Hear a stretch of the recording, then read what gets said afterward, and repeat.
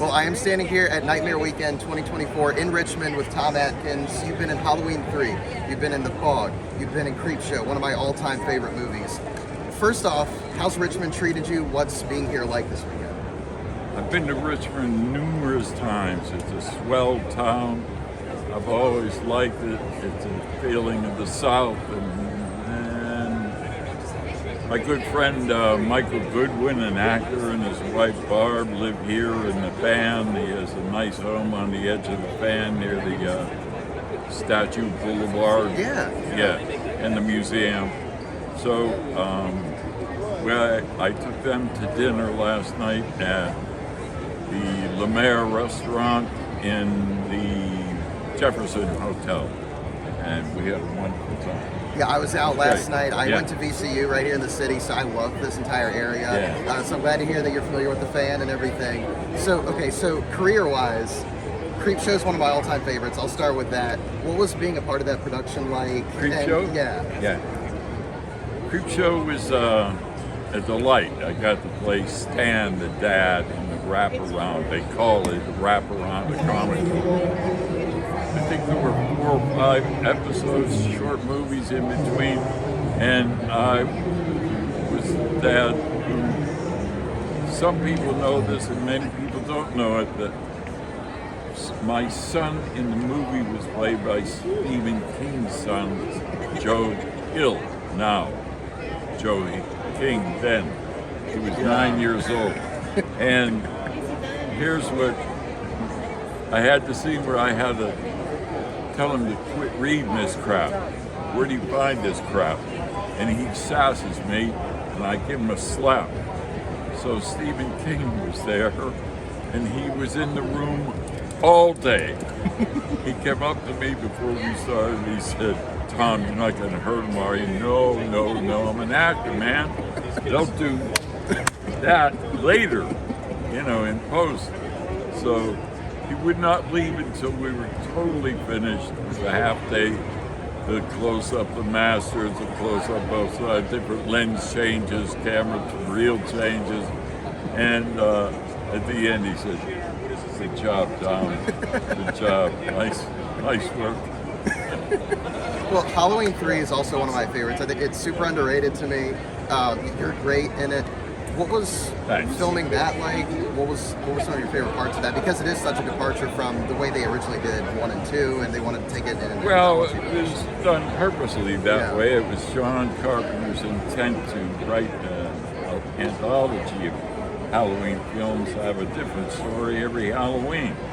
And the producers, the money people at whatever the hell it's called, who had owned the Halloween franchise, said, "No, you could do this one because we already proved it, but you can't, all the rest have to be about Michael Myers." Right.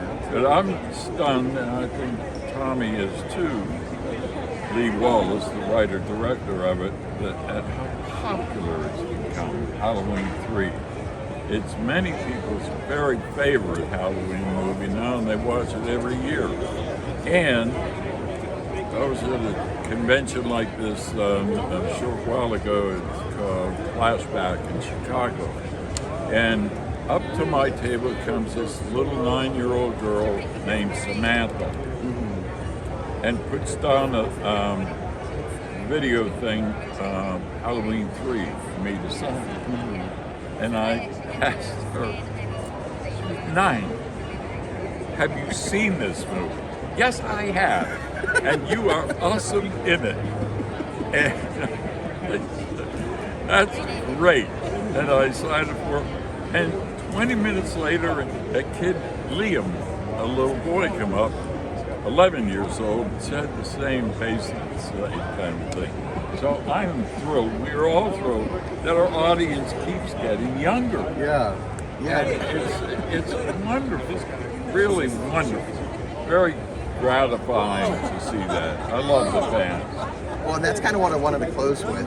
Being at these conventions, seeing the fan turn out, like you said, all ages. Yeah, I saw the first Halloween, maybe a little older than most, maybe 14, 15. But like seeing, the range of ages of people that love it, people that saw it when it came out, people that are seeing it now.